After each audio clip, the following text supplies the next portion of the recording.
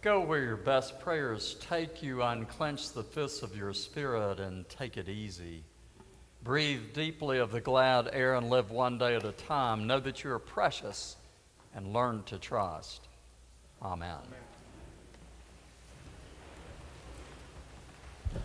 Well, good morning to all of you. We are really in the throes of summer. Anthony Douglas, one of our new scholarship singers, thank you this morning. Kind of a nice, peaceful, kind of a quiet morning. Lots of people gone, but lots of you here. It's good to be together.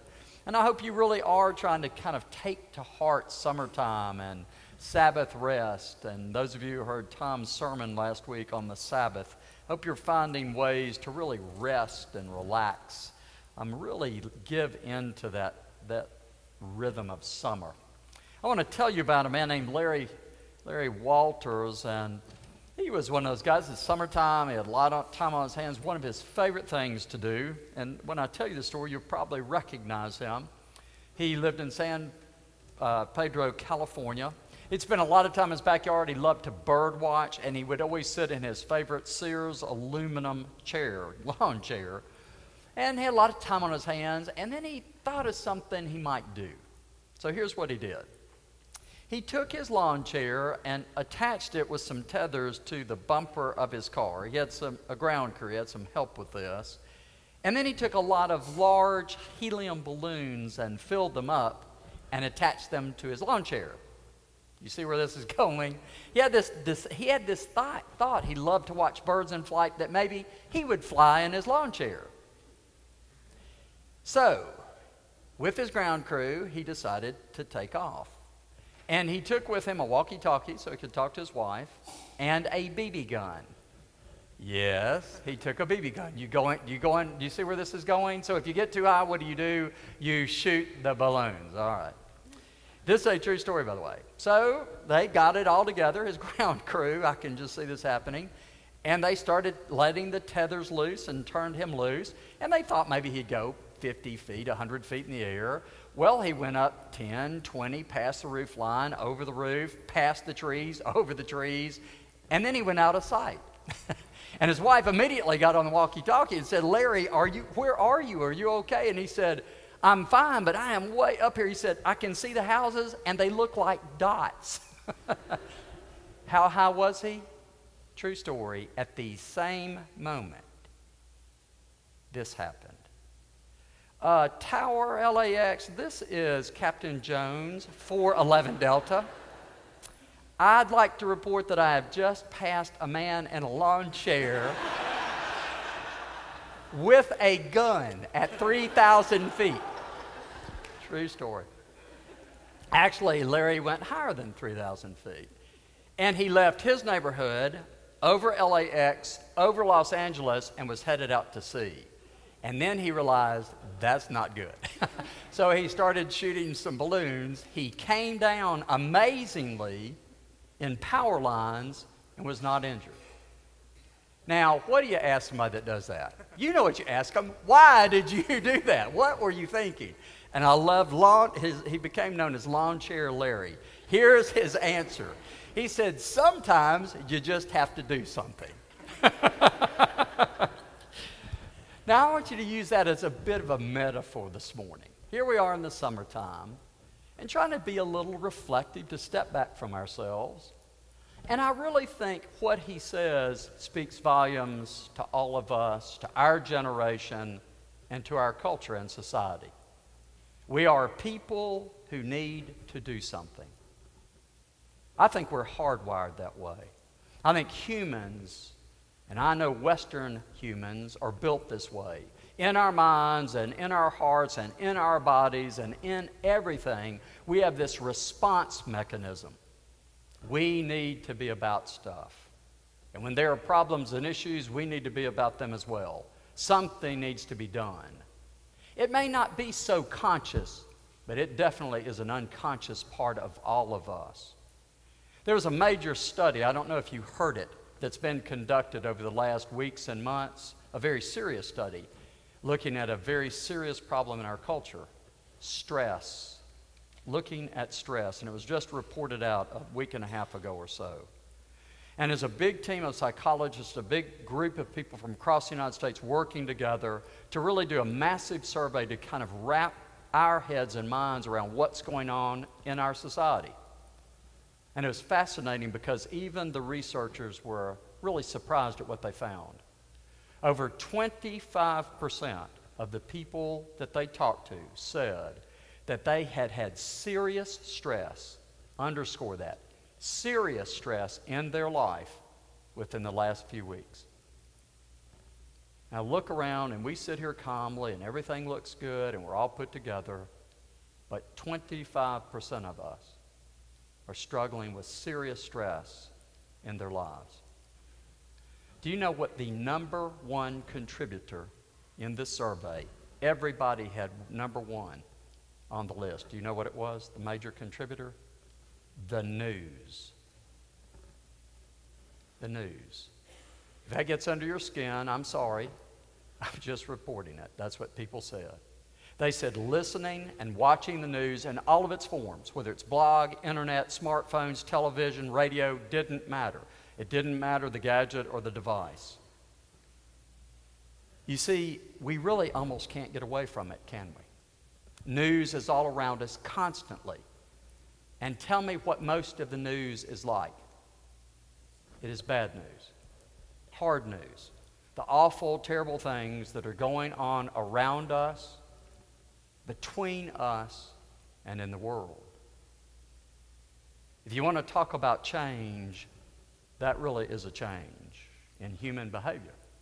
There was a time, wasn't there, when it took a long time for news to reach people. Bad news, good news, it didn't make any difference. It was weeks or months so that there was time for it to be disseminated, thought through, analyzed, digested. Now we get it instantaneously, and whether the details, the parts of it are real, not fabricated, you see, we get it, and it comes full force. Accurate, inaccurate. So you say, what's the big deal? Well, let me give you a pinpoint from this study. They interviewed 4,500 households across the United States about an event that everybody probably saw or knows about, the Boston bombings, right? The marathon bombing, everybody remember that? So they asked 4,500 households, what was that like?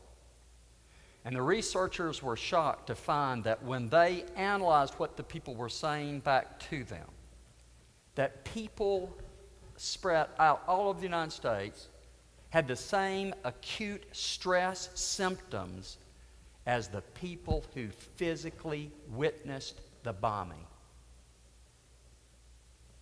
Let that sink in. It's as if they had been there and it had happened to them. I was going to look and see if our old friend George Dobler was sitting right down there where he normally sits. Hope he's off playing and doing something good. But he's our family systems expert. Some of you have worked with him. What would he say about systemic stress in our families and in our culture? Well, many of you have heard him talk about it. That what happens is this kind of process where I'm stressed, I run into you, you're stressed, I take some of your stress, I get some more stress from the news, I take it home, I build it up, I go out the next day, and I pass it along, but I'm not just passing along, it's like a transformer effect. So the stress I have is higher once I've cranked it through, and it's gotten to where we are now putting it out for others to have at a much higher decibel level. I think he is dead on it. I think that's absolutely, that we act as transformers, and we don't even know we're doing it. And that's whether it's in our family, our community, our nation, and yes, in fact, absolutely in our church. So what are we to do? People are going to have stress. You know that. Stress is going to be part of our journey. Well, I actually think there is an answer in the lessons today. Kind of a simple, pragmatic, almost like, why didn't I think of that kind of answer?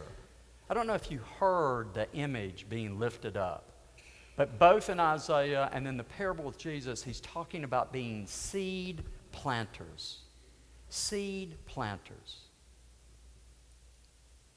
See, this is what we do every day if you really think about it. You and I plant seeds by our words and by our actions all the time with the people around us. And we plant them in ourselves. When we listen to ourselves, talk, and think internally, we are planting seeds. And I think it takes a very conscious and mindful effort, and sometimes a bit of restraint, and a very strong will at times to plant seeds that are seeds of gratitude and abundance and something good, even when it is not easy to do so. So you all have been there. You've all been there. Every one of you. Me too. I've taken off in the airplane. We get into flight, get to cruising altitude, and there's a problem. It's either bad weather, mechanical failure, something is going on. It's disrupted. The flight's going to be disrupted. This flight, which was the last flight out of D.C. headed to Denver, was bad weather, extreme bad weather, so much bad weather that they told all the pilots they had to land. And this pilot diverted his plane to Cheyenne, Wyoming. You've been on one of those late night flights yourself? You're exhausted, you're tired, you're dirty, you're anxious, you're worn out with being in the fuselage with everybody else. You get the feeling, and that's how this was. So there they are in Cheyenne, not wanting to be in Cheyenne, and it's now way after 11 o'clock at night. And so this ground hold that was going to be 15 minutes is now stretching to 30 and 45 minutes. And so that's when the business as usual changed. Because the pilot decided to do something different. And some of y'all heard about it this week. Made national, international news. He got out his cell phone and he called Domino's. Did you hear this? This is fabulous. He called Domino's. It's 11:15 at night. He said, I'm over at the Cheyenne, Wyoming airport. I'm the pilot on whatever Frontier airline. And he said, I need enough pizza for 160 people. And they said, you do what? He said, I need enough pizza for 160 people. And so they delivered 50 gigantic cheese and pepperoni pizzas.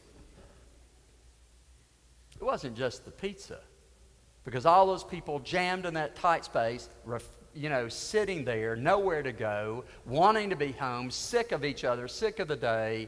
When those pizzas came, something changed. The flight crew got out drinks for everybody. People got up and started moving around. They started passing the pizza out. People began talking, sharing stories, sharing names, taking out the billfolds, giving pictures to each other, laughing and talking. And I'm telling you, just a few minutes before, none of that was happening.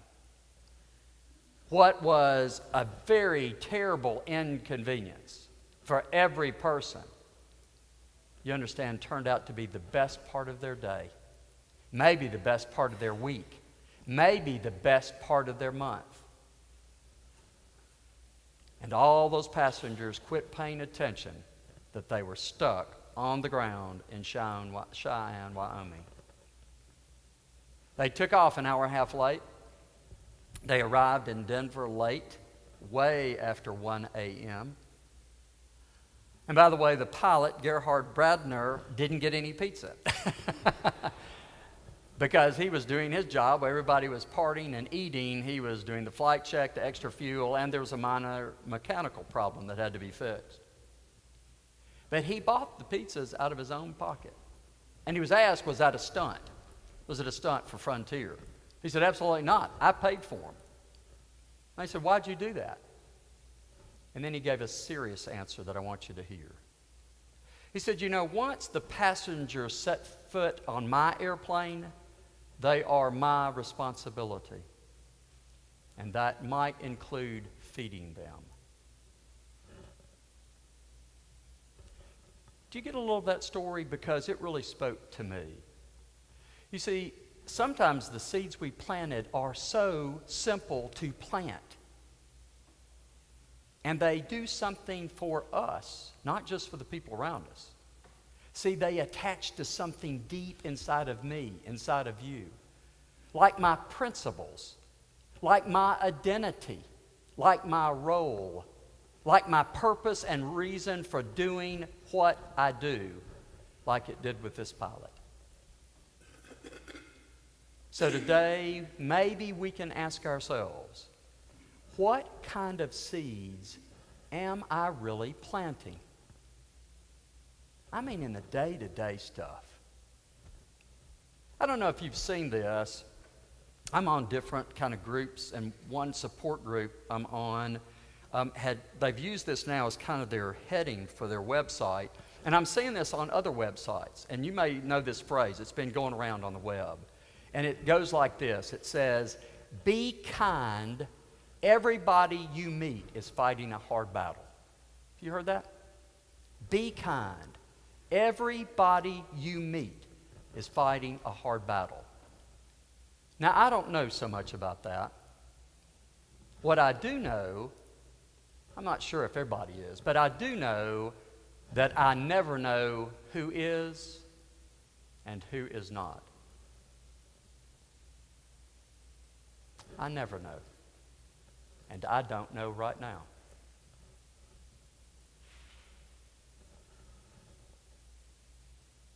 So I wonder if we might just go out and plant some seeds because we don't know. As Isaiah said, seeds that are of righteousness and peace. Does that sound wimpy to you? Doesn't to me. Seeds, in the words of Jesus, of love and care and concern and hope, and mostly, maybe the most important thing that we can give is the hope of abundance. Planting seeds can be an awful lot of fun. Amen.